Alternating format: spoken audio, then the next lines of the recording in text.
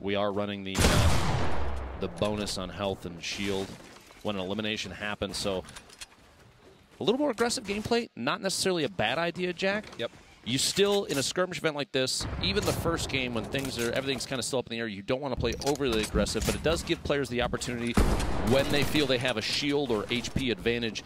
The time to push could be right after a hit, and they know that they're going to top off potentially after finishing a player off. So it kind of changes the way that things play. We've seen in many of the pop-ups, players playing a little more aggressively, going for eliminations when they wouldn't typically. I was wondering when they were going to finally take out that heavy sniper rifle and just bust through one of these walls, through one of these areas to take down this 2v1. It seems like they're a little bit hesitant to do so as of yet.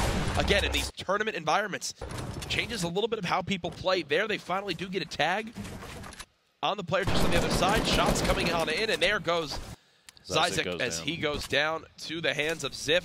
That was their plan all along. They knew he was by himself, and they finally cleaned him up. Slow, kind of methodical play, probably more important in a situation like that. Like you said, a 2v1 situation doesn't necessarily mean you can discount that solo. He was sitting on quite an arsenal inside, as they had seen. He just took out a duo before that, Monster and Devious. So you never know what's in store. Do you push? Do you wait? Do you kind of bait them out? At this point, Lazy Lynx, too, they have quite a rotation to go. They're going to have to move about halfway past Loot Lake to make it all the way to the safe zone. And that north side, by the way, just south of Tomato Temple, there's a llama there. With only one team in Tomato, they might run into it just by default since it's out in the open with Ziff. Povesy going to farm up out here, the metal. You have to realize, too, lower material cap based on the pop-up cup stats. Yep. They're going to try and farm and hit that cap as early as possible. Now, there's a lot of action going on. As we mentioned, one of the duos that was randomized, just like all of these, was Aiden with Butter. Butter, our last-minute entrant. And here's a replay that happened. Aiden and Butter in a fight with Slobbings and to FPS. You see Aiden dropping on in, gets up close and personal. Gets knocked, though. So it's up to Butter to make the clutch play. And watch this, folks. This man wasn't prepared to play in this, comes here to just test the servers, and then now saves Aiden, one of the best players in the world. And oh, no, no, no. Harmful and Nick Merckx have now claimed the top of Big Red. As Butter and Aiden are on the back foot, the inevitable Battle of Tilted has begun. I feel like we've seen this a number of times in the past. I don't think anybody's complaining. Aiden and Nick Merckx often seen toe-to-toe here in Tilted Towers. This time, Butter and Harmful. It's interesting, too. Nick Merckx and Harmful both tend to drop Tilted, and the fact that they're paired up for this, yep, that's a match made in heaven for a Tilted drop, Jack. And another thing to point out as well, want to make sure everyone at home sees this in the spectator client right now. You might be wondering a couple quick little things. One, the where exactly is the material count? Well, that little build icon with the 70, that means they can place 70 materials, meaning they have around 700 materials they can use.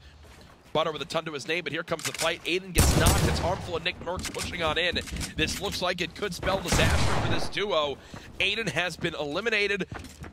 Butter all by himself against Harmful and Nick Merckx. Good luck, my friend. Down 50 shield as well. Nick and Harmful both sitting at 100. Quite a disadvantageous position, but we'll see if Butter, it looks like he's trying to bait either Nick or Harmful in and just go for a quick shot. Try and catch somebody off guard. They're searching for him. He's trying to stay crouch walking around underneath. He does have a trap there. See if he can bait them into it. Looks like his position is known. He's going to have to try and build some ramps and defend. The shots coming through. Harmful and Nick both making connections, and Butter goes down. He was able to save Aiden in the previous engagement, but this time around, Nick Merckx asserts dominance. Nick Merckx and Harmful win Tilted Towers. Back on over to Paradise Palms. That fight earlier from Saint and Ghoul, it looks like Jacob and his teammate have popped back in. It's Saint now popping on the res. It looks like the coming in. There's no way. There's no way he's going to be able to get him. Nope. Down goes Jacob and Saint all by himself. Another 2v1 situation. He's not the only one here, though. There are a number of other teams kind of circling Sharks in the water. Jack looking to see if they can pick up a third-party Elam. These early game eliminations often very key in securing the checkpoints for, yes, or overall points for the event. Even just one or two, and you pick up a couple late game, can make a huge difference. We do have 81 players left, 43 duos total, as this first circle is coming to a close, and we will see where the next rotation happens. Looks like it's centered basically just northeast of Shifty Shafts, right on the river. And you see how much Satan is trying to farm up to get any material possible. He can only build 14 walls or structures in total right now between the metal, wood, and brick. He has a nice shot on the goal. That puts him at 2 limbs, trying to push this duo towards a potential first point. Brilliantly done there. Remember, they need 4 limbs at least to get their first point on the board. Jay Cuddy and Punisher, they kind of avoided an initial drop. They landed on the east side. This was a team I mentioned earlier just on the edge. Didn't want to get an early engagement, but now might be the time if they know that Saint is by himself, or at least can try and figure out where he might be rotating to or from. We'll see if he swaps out that green tack shotgun for a blue pump. And there's a look at the map at the bottom right of your screen. A little bit small, I know, but at least you can tell exactly where this zone is. So Nick Mercs and Harmful, for example, they're still sitting pretty inside Tilted Towers. You see barely anyone on the north half of that zone, Ben, but on the other side of it, everyone's flooding from the south side of the map. It's going to get hectic quick as players move towards this second circle. Surprises me to see. You'll actually notice, Jack, there are little steering wheel icons are vehicles, and there were less vehicles than I kind of anticipated at this point to see rotating around the zone. Only a few players, a few duo teams in Stormwings right now. We have Nick Mercs and Harmful in your bottom right there. They do have a team challenging them here in Tilted Towers. It's Naga Ops, Vacaros. Nick at 114 structure he can build. When you look at this inventory, it's kind of got everything you want right now, man. You got the shotgun for the close range engagements. The SMG is there for the ready for the kind of spray down fights you need to get into. The AR for the mid to long range, the sniper rifle, if you can hit those shots, can be devastating. And finally, the mini to heal on up. It looks like Nick Mercs and crew are trying to claim the big gray building, the highest point of the Tilted Towers map. I want to point out, too, you see there in the inventory, the exploded view of the trap list is actually quite impressive. That's a huge bonus to spectators, for everybody at home and us even watching here. Keep in mind, too, Storm Surge on your screen right there. There is a damage threshold that these players have to be above in order to avoid taking storm damage in the middle of a game. Yes. The idea there is to kind of, we'll say, trim the fat, keep the... If they're above the certain player player threshold in the lobby. So since there's still 76 players left, they're above that number, which will then trigger the Storm Surge. You see on the middle right side of the screen, it tells them exactly how much damage they are above the threshold, meaning right now, Naga Ops and them are safe. They won't take the storm damage. We're going to continue to flop through these different players as we take one final look at Tilted Towers, but now over to 72 Hours and his duo teammate. Not a fun spot to be in at all, it appears. C's getting eliminated. Dark picking up the first elim from Self and 72 Hours, and they do have Cease's teammate kind of stuck in a 1-by-1 in there. Learson hiding underneath. At this point, even though 72 Hours Tom is low, Learson doesn't necessarily know that, so avoiding a push at this point is probably the most important thing. Maybe even hoping for a third party, but it's not enough. Couldn't wait it out. 72 Hours and Dark secure ownership of that wall, get the edit, and Learson goes down to a pump shotgun. And yeah, he just ripped him up with that. Remember, because of the 50 HP on the elimination, he goes from 29 health to 79. He's going to pop 2 minis as well. And now, 72 Hours has a rift to go in his inventory. You see right there, smiles from Dark. The fist bump comes in. I'm sure these guys don't play together a ton, but it's one of those unique experiences they get at a major competitive event, being randomized in these duos. It's awesome to see. I think it speaks volumes to the fact that these players, a lot of these Fortnite competitive players, they all know each other. They're scrimming, every single day, every week, hours on end. Honestly, and they mess around with each other on Twitter. They make jokes and stuff. So there's a lot of there is a lot of camaraderie here, and I love seeing that between players that are even in they're in a competitive environment against each other. Yep. And like you said, Tom and Dark probably have not played together before this. I'm not sure. I apologize if that's incorrect, but the fact they got matched up and immediately can connect and start making plays together is huge. Absolutely. It's great to see as Seth and Ronaldo right now. They did find an elimination and have retrieved the materials that have dropped off that body. Remember, when you get that elim, 50 of each material is rewarded in the player's loot as you go to run by and pick it on up. Right now, Still no individual players above 2 eliminations, but some of these duos could be pushing towards that 4 elim threshold to earn themselves a point. Interesting to see the first team that does establish that. You see in your map there, the rotation for that storm. We're starting up here in the next 3 seconds as players tilted. The north side of the map, the northeast side of the map, you have a few out in the middle. Everybody's going to have to start moving south, southwest. Things are going to start to get tight, Jack. Even on the north side of what is the next safe zone, you already have a number of teams stacked up in their little, their structures right next to each other, and you have players that have to rotate into the same location. Yep. Gatekeeping is going to be absolutely massive on the north side of the river. Ronaldo and Saf going to have to start pushing past Tom and Dark. 72 hours just kind of waiting an opportunity to get into a build fight here, and you can see Tom establishing a top-down view on his opponents. They are not worried about an engagement. You see here this rotation against the bottom floor, low ground warrioring their way in.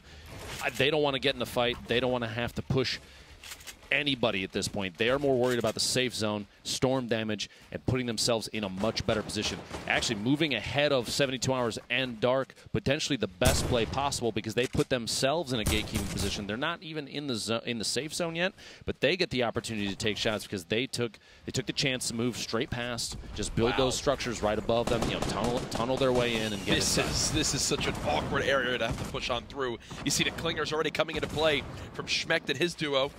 Sap and Ronaldo made it into the zone. That's Ifa inside the double setup of the 1x1s there. A little panic build as he's now down to 48 builds, still with materials left. But again, he was just at 85 before they made that push. So slowly but surely, running lower and lower on materials. So much action has already gone down. About a third of our lobby has been eliminated. I'm sure we missed a couple quick things, but thankfully we've got Sundown to keep us up to date. Thank you so much, Jack. We're going to jump right on into some of the action that we missed before. Here's some really good pressure coming out of Nagops and his partner, making sure he uses that sniper to close off the wall. And the gray tack shotgun, it gets a lot of flak, but in the early game, that high rate of fire allows him to put down a ton of pressure on unshielded opponents, and it rips through them. Able to convert on this 1v2 situation, and despite his teammate going down, picking up 2 nice elims. Now, switching over, we're going to see a nice 1v2 situation here in the Storm. Deuces and Tickers, they have a storming down there. Rusky is trapped on the low ground. Edison's way down. They put the pressure, clean up the elim, not taking too much storm damage because they're able to jump in the storm wing, run away. Great shot here. Coming out of Nate Hill on the low ground to pick up Blue Tea, and he regains the high ground, leave himself in a position to drop shots on Zayt. Really good rotation, and then coming out, the last one, we're going to talk about securing elims. We saw the snipe to get this, but you want to lock that up and make sure you get that bonus 50 shield on hit, cleaning up Lennon down there on the low ground. Great play from them. Can't wait to see what happens in the end game. Sundown, one of the most knowledgeable members of the Fortnite community about all things competitive. Great to have him on the team this week. As we mentioned, a couple different eliminations happening over the course of the match here. 64 players left, 36 duos total. There are still 64 players in this circle. And one of the most notable duos we mentioned earlier, the one that we're kind of keeping our eyes on, Chap and Cloaksy. Chap with a single elim, just under 100 builds, and they're stuck very close to multiple teams. Does not surprise me at this point. In competitive Fortnite, you often see this, a lot of more secure, strategic gameplay. No one wants to risk getting caught off guard here, caught on the outside. And you see that I don't know if you caught that. That was a deagle shot into the wood wall right next to Cloak and did not break it. That changed from 150 to 100 already apparent. Oh yeah, shots on Sheep and Dopai. Cloak trying to do any damage that he can. Applying pressure in a situation like this, especially as rotation is happening, is super important because if someone comes up behind Dopai and Sheep, Cloak can take the opportunity to get an elimination or 2 for his duo. Looks like they might be safe at this point too. Jae-Young and Blind just above them. Out of the southeast, and that stink grenade is going to push Cloak and Chap. The zoning ability of the stink, incredibly important, and they're going to keep applying pressure, forcing Cloak and Chap to rotate even more, burn through more builds. And they're only 51 damage above that damage threshold. There goes Dopai and Sheep. It seems like for the moment they can breathe. As you've got Jae-Young and Blind and Takada all nearby. The next zone has been revealed. We'll make sure to show you guys exactly where that stacks up. 56 players remaining. You see Jaeyoung and Blind very happy to be in this new zone. Closey and Chap were in as well. They're just on the cusp of that damage threshold. But now this is where these lobbies begin to drop like flies, Lupo. When everyone's got to begin to move. 52 players remaining right now, but expect that number to dwindle quick. Jaeyoung and Blind looking for any opportunity for a third party to catch someone rotating. That's Frosty saying just behind the hill there. Not on the same team, but Jaeyoung's trying to take advantage of the opportunity there. A lot of loot sitting out in the open, and Tyler's going to swing in just past. You see him shoot past the screen right there. That the launch pad being very important for rotations. 50 players left, 49 players as the next storm starts to push, and everyone that is stuck outside of that white circle in your minimap is going to be in a tough spot of forced rotation. You're looking for people to start popping their rift to goes. A launch pad, you're going to see a lot of people recycle launch pads to try and move into this safe zone. Players will literally land on top of each other and build up as fast as possible. Cloak and Chap still running here, still alive. Multiple teams. Looks like Nick Merckx knocked down in there. It looks like actually Tfue had knocked Nick and secured that elimination. Nick Merckx out of this first game. Cloak and Chap sitting on 4 eliminations. That means they have secured a point already, Jack. An excellent spot to be in. The leaderboard, very important even in these early games. Every single elimination counts. Chap and Cloak both having to build and defend themselves. The edit's very important. You'll see quick resets to look through. They want to make those walls transparent so they can see any chance for a third-party shot. And there's still a launch pad inventory of Cloaksy. They're actually close as well towards where this next zone will be. You see how far they're going to have to move for this next circle. We're about to be on storm 6 of 9 as it's pushing forward. Here we go. They're going to have a minute to make this move. 38 players remaining, 24 teams. So there's a lot of solos out there now, Lupo, trying to clutch on up for their squad. As here we go, the train now begins. Morgassi, bottom left of your screen. Nolan as well. 2 of the players, well, you see Morgassi, the winner of the summer skirmish.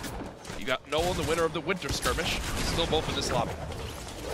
This rotation in just outside the zone. Some players try and push as close to the edge of the storm as early as possible. They want to be on the front of the push. The effort to try and get into the safe zone ahead of everyone else is extremely apparent. Morgassi building out of his mind to try and get up over this hill. Only 16 builds left, 15 builds, 14, a lot of 13, players 12, are going to be 10, right behind 9, him. 8, 7, 6. He's got nothing left. He's got no builds left, and just like that, Clarity comes through and hits him right in the face on that elimination. Like Morgassi built the wall and edited his own window. Cloak gets caught from behind. Other players are still rotating in, and Chap is going to be left all by himself. He's not going to be able to go out. Actually, look, the storm is rotating back. Chap might still be able to get to him if he a lot of hustle could get there, and it's not. There's not enough. Yeah, there's no way you go for that in that situation. But because of the zone, I think he's going to, he can stop and pop this med kit because it went directly back where he was. They've also got their tunnels that they've already used. 23 players remaining. Chap with 3 limbs to his name. Sam with 3 as well. Looks like Bowman now knocked. Vivid still alive, but barely. They do have a combined 4 eliminations, which will give them 1 point. Remember, via placement, you need to be top 5 to earn a point for placement in this duo competition. Vivid just bouncing around right now. Here's players above trying to save some of those materials. Only 33 players left. Also, only 21 AR shots. That's a knock on the Funk Bomb. Can he go for the full cleanup? It doesn't appear so as of yet. At this point, it might not be a big deal. The hope that Funk Bomb maybe gets caught by another player rotating to the same it's area. A super far zone for him. Everybody's got to move east, southeast, Jack. DMO with 6 eliminations. Are you kidding me? I think they just got to 8 with Tfue still alive. Oh, no, they didn't. Okay, I thought Tfue wound up getting that a limb. Either way, 7 eliminations so far. That's going to wind up putting them at 2 points in this game. Now it's 8 eliminations, 8, Jack. And now any more limbs they get is big bonus to start off game 1. 9 comes in. It's already a big bonus. 2 teams remaining. Can this be a ridiculous first game for DMO and Tfue?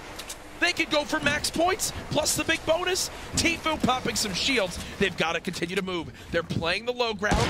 Sam and crew trying to drop on down. Tfue the target of both enemies right now. DMO drops him in and chunks him down. It's a 2 versus 1. Tfue and DMO already with 10 eliminations. The big bonus has kicked in. It all comes down to Sam. The man has 3 limbs alone. DMO and Tfue. advantage in this game. Not many builds left. You see DMO still with 40 structures he can build. Tfue down to just 2. Here's a split of the duo. Sam up top with the heavy sniper rifle, trying to look for the opening. Again, still playing this low ground. They've got some traps to use as well if they'd like to.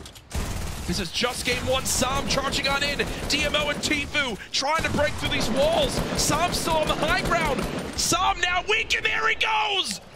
DMO and Tfue, 11 eliminations and the victory royale. What a surprise! Tfue's on top. Absolutely unbelievable. These two, Ghost Gaming and FaZe, both have to feel fantastic about that. And this duo picking up the first victory royale. The final moments here, you see Sam trying to assert dominance with that top-down view, but height isn't always the advantage. DMO and Tfue both applying pressure constantly. You saw DMO there shooting out the surface that Sam was standing on, so Tfue could get that one last shot in, get that last elimination, secure the first victory royale of the day, Jack. Was that just a 9-point game? It was indeed. I think that was a 9-point game from DMO and Tfue. My goodness, folks. Talk about an electric Game 1 performance. You see Nick Merckx smirking in the background. There's a reason why Tfue is still the winningest player in Fortnite prize money history. Doesn't surprise me at all. And regardless of the elimination count, DMO had 9, Tfue had 2. That duo had 11, Jack, and that speaks volumes to how on top of the game they were every moment of the way. We even caught DMO in the middle of that. You were saying 6 eliminations, and then suddenly just snaps the shotgun over and picks up a 7th, an 8th, and they just keep on rolling. An unstoppable force every moment of that game. If that's a sign of things to come, those two could be on top throughout the day. Insane performance to kick off game number 1. Reminder, we have 6 matches we're playing today and a whole other day of competition tomorrow with the solos. I mean, I don't know why we even doubted him. We should have talked more about him in the intro. Now I'm mad, but either way, I believe we've got our players on the floor with an interview. Hey guys, I am joined by Tfue and Demo. Absolutely outstanding performance, 10 eliminations and the victory royale. But we got to talk about Demo. 9 eliminations, that low ground shotgun rampage. What was going through your head during that? Nothing. Tfue was just turtling in for me, so I was just gun out, just trying to kill people. It's really it. Just got lucky, I guess, with people around us, and it happened. Wait, it did, I guess. I don't know. A lot of adrenaline going through your mind, clearly. And Turner, amazing job as always. I mean, one elimination, I'm sure there was a lot of assists. I did see that you did not have... I think I had 2, yeah. 2. Oh, 10. Okay, sorry. 2. Double that. I did see on Twitter that your Valentine is Cloak. But after this gameplay from Demo, can you maybe see him becoming your Valentine after today? Absolutely. I was just turtling in, and all I could hear was just, got another one, got another one, got another one. He's dead, he's dead. I was like, what is going on, bro? There's like nobody left, dude. Chill out. It was crazy. No, he absolutely slayed out that last game. It was definitely an ideal first game, for sure. So I'm hyped. I am very hyped, too. So going into game number 2, do you plan on changing anything up or just rinse and repeat? Rinse and repeat, I think. Maybe ram a couple kids with planes or something. I don't know. We'll see. Yeah, it definitely gets fun here after getting that big bonus. Well, guys, congratulations on your first win, and good luck in the next one.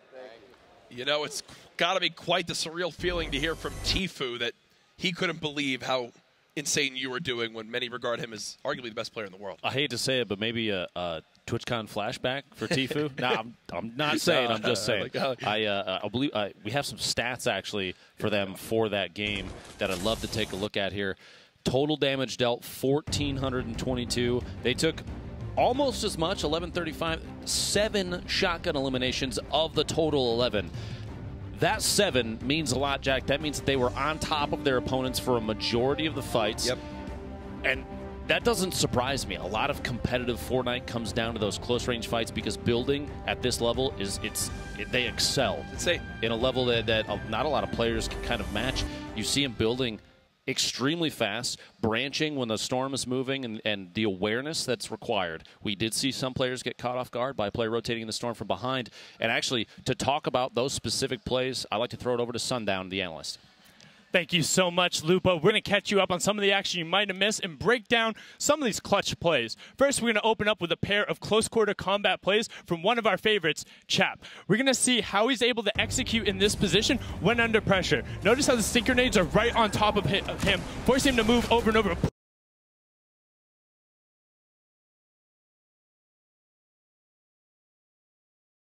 Pulls out the RPG and then immediately follows up with a pump, getting that third elim, setting them up to pick up a point later on. Now flipping over to Tom Dez here, able to utilize his ability, edits down, great shot picking up number 3, and then catching Bizzle out in the open, cleaning up the teammates so he gets the trade back, really needs that help, so he's able to pressure in, pickaxes the wall, he's keep forcing through, he's trying to get into there, able to secure a point. Now this snipe, we caught it on broadcast, but such a clean reaction, making sure he's flicking up, saw him secure that, now dropping down Kevy, the longtime BR vet on 52 HP. We talked about those shotgun rampages on the low ground. He's going to get one here, cleaning up the siren, making sure those shots are on point, and then grows around the corner as well. Unfortunately, you run into Demo, who was on that low ground rampage and was able to turn around and clean him up. That 95 pump shot hurt, but Demo is able to rock away with it. Absolutely incredible play from Game 1, but bringing you Game 2 is going to be Kitty Plays and PookieFace_. Ladies, what do you got for us? Thank you so much, Sundown. I am now joined with the incredible, talented, beautiful Pookie Face, and we will be casting the next game for you guys. What an end game. I mean, overall, that game was absolutely fantastic. Such a pleasure to watch, and I can't wait to see what's going into the next game. But I'm sure you guys are curious about some standings after all that end game chaos. So let's pull those up. So let's take a look here at the standings. I mean, Demo and Tfue taking first place, total of 11 eliminations, 9 points total, activating that big bonus. Coming in second was Bowman and Vivid with 7 elims, 4 total points for them. Chap and Cloaksy bringing up third place, 4 elims, total of 2 points. Yeah, it's really cool to see Cloak and Tfue already doing an outstanding job being in that top 3, and I was mistaken in the interview. They were able to secure 11 eliminations, so Turner was right. He did get 2. Okay, good job, Turner. Don't sell him short, you know? No, of course not. No. He's a great player. He doesn't need a carry. He's talented on his own, but heading into game number 2, like what are you expecting now? These guys have had a chance to find their drops, figure things out, see who's landing with them, totally randomized players, hopefully get some synergy going. What are you thinking about as a player moving in? I mean, honestly, watching game number 1 was already the most exciting thing I've witnessed in such a long time. I can't wait to see kind of how these guys, like you said, navigate the second game. Kind of, they've got the synergy going now a little bit. Let's take a look. We've got the battle bus dropping all these players off on the island. Let's see where they land. Yeah, I'm wondering, like, we have people like Demo and Bizzle who love dropping in the divot, and then we have Cloak and Turner who typically go to that bottom right corner of the map. So now that they've got these new teammates, they have to navigate that, and all these other new players that they haven't faced yet. There's lots of people that are coming up first times on land from the winter qualifiers. It's just most exciting part of the game, in my opinion, the early strategy portion. I mean, game number 2, you know, what do you think is going through a lot of these guys' head right now? I mean, they're sitting out there away from us, you know. Their nerves are kind of calmed down. They're starting to get into a little bit of a groove with these games. But Kitty, you've played, you know, you played in Korea. You've played in a lot of these competitions. How do you navigate this as a player? What are some of your tactics that, you know, to calm your nerves and to get settled in and kind of just go with the flow of things in these games? Take a few deep breaths, remind myself I've got nothing to prove. It's still a game. It's going to be fun. Don't think about the fact that there's a huge prize pool on the line and hundreds of thousands of people watching, and just get into it. I think a lot of these guys early game, they need to make that decision. Do they want to be an early aggressive team, or do they want to just wait to get that loadout? Do they want to wait to have those resources and feel comfortable before making those rotations and finding early engagements? So I love to see Dementos and Base Soldier playing together. I had a chance to talk to them briefly yesterday, and they're both very excited. They're both very talented players, and seeing them together in this event, I think they can make something happen here. One of my favorite landing spots is Mansion. It's a classic. There's a plane spawn in the bottom. It's amazing. I mean, we've got a little bit of early action going on here. It looks like Dementis and Base Soldier were not the only two players that decided to actually drop here. So we've got a little bit of a scuffle starting. Started early. 0 players have been eliminated. Let's see what happens here. Yeah, we've got Dementis on top with the high ground, and Base Soldier taking shots from the side, but ooh, he does get shot with a pump shotgun, managing to take down Tom. Base Soldier kind of just trying to navigate the basement here, go through his builds. These players don't have very much when it comes to builds right now, so he's trying to reserve, use maybe just a couple. The edits are coming out here. Looks like they're having a little bit of a dance battle.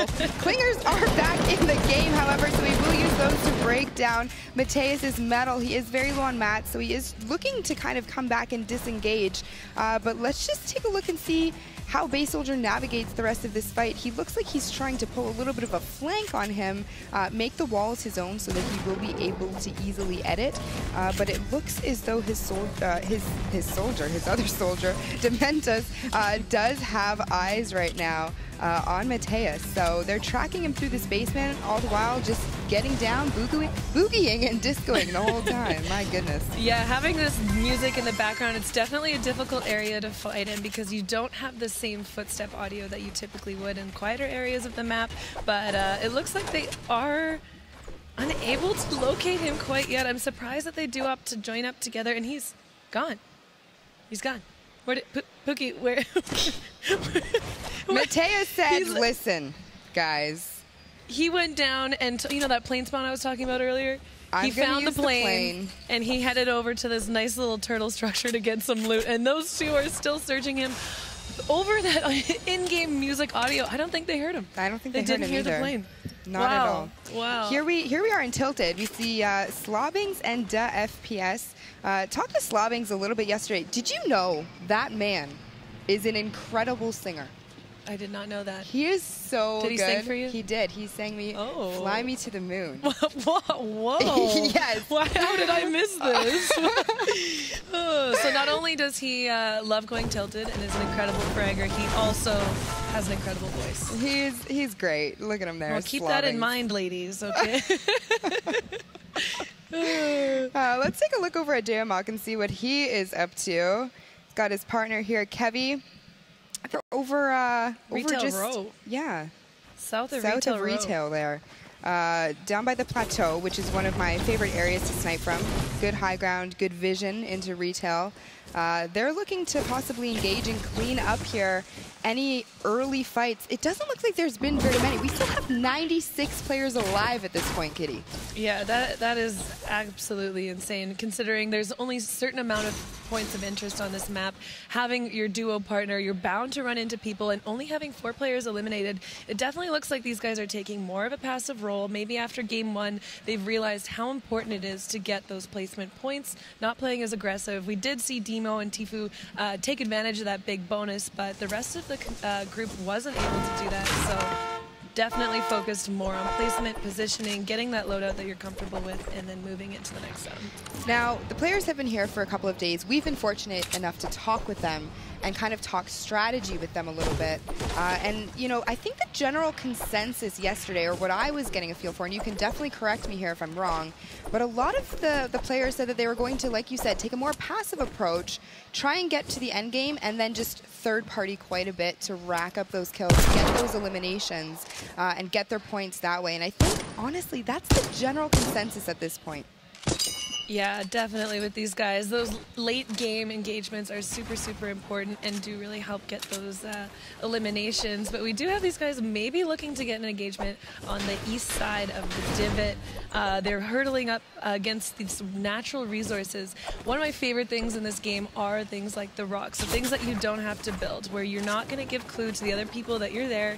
They're able to get a shot on Patek, I believe his name is, and he he does see the engagement. These guys aren't really pushing, just, you know, making sure that he knows they're there, and now rotating into the next zone. And he does take shots at that new infantry rifle, just added into the game today. So if those of you at home have not tried it out yet, highly recommend. Has an excellent rate of fire, does a ton of damage, and is super accurate. So if any of you kind of like the hunting rifle and the heavy assault rifle, this is kind of an amalgamation of the two. You're going to love this weapon.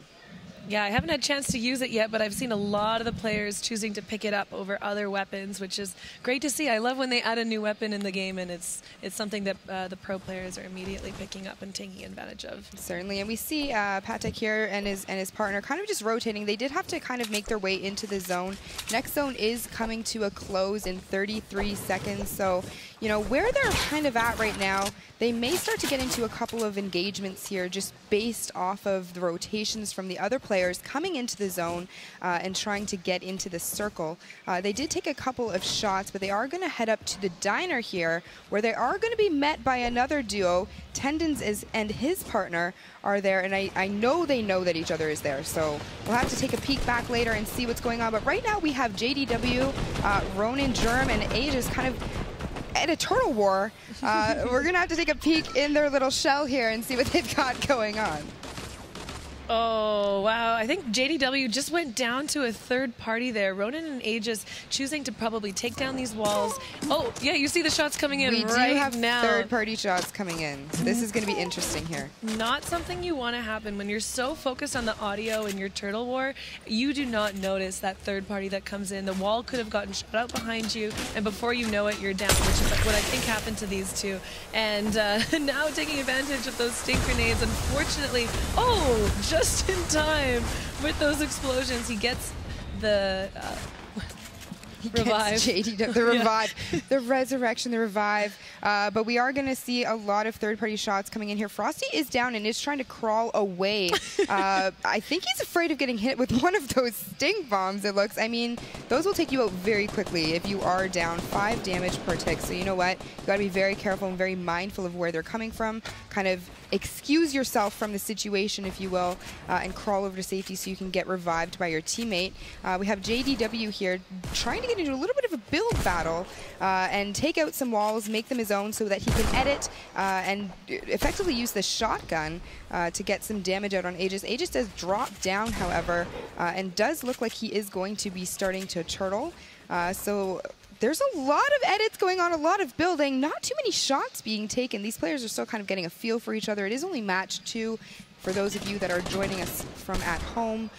So we have a ton of exciting Fortnite plays that I'm sure we're going to be seeing over the matches. Yes, and $100,000 in prize pool to give away to these random duos we have with us. But keep in mind, the zone right now is in that top left corner of the map. These guys are now recognizing, is it worth it to take that engagement to fight the other team at the cost of taking that extra storm damage? So you see Aegis is finally making his way out. He does escape with his life, and I think it's just the storm pressure on the other.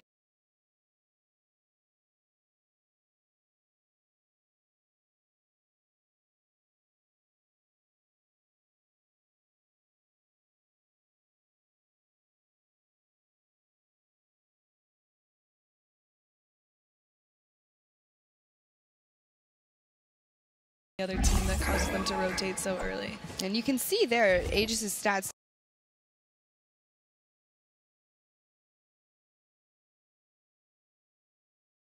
did pop up. He had over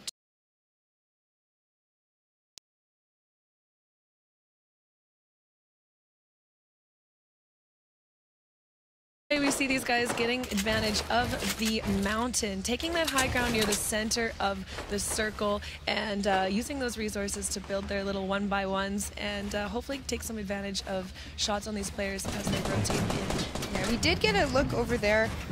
Jay Cuddy over in that area. You know what? I just have to do it. I have to say it. Have to shout it out. Jay Cuddy turned 26 years old yesterday. Oh, so happy birthday to Jay Cuddy. I hope he does well today. That would be an excellent birthday present. But we do have Dark in 72 Hours here, engaging with a couple of other teams. Persecute up top high ground.